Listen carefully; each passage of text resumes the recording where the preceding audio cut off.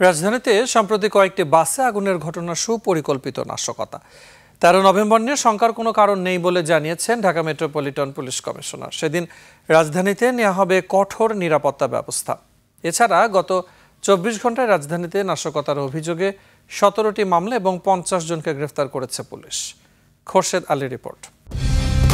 Colour expert, George sap এবং mild on hands technology সমৃদ্ধ Orix crystal wash আপনার laundry expert. রাজধানীতে চলমান আইন শৃঙ্খলা পরিস্থিতি সম্পর্কে বিস্তারিত তুলে ধরতে ডিএমপি মিডিয়া সেন্টারে এই সংবাদ সম্মেলন।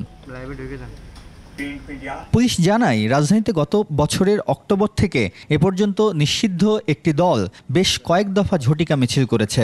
এসব ঘটনায় 500-রও বেশি লোককে গ্রেপ্তার করেছে পুলিশ।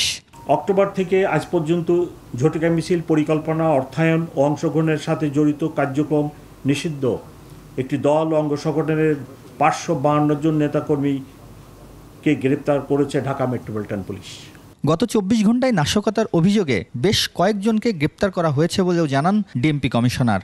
গত 2 দিনে 9টি যানবাহনে অগ্নিসংযোগের ঘটনা ঘটেছে।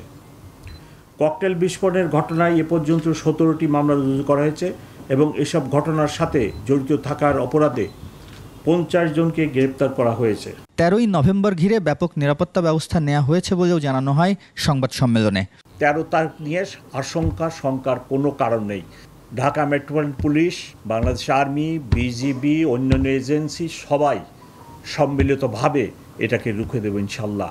পরিবহন মালিকদের যানবাহন অরক্ষিত অবস্থায় না রাখার বিষয়ে সতর্ক করার পাশাপাশি মেস, হোটেল, বাসাবাড়িতে ভোটার আইডি কার্ড দেখে তোলার কথাও বলেন ডিএমপি কমিশনার।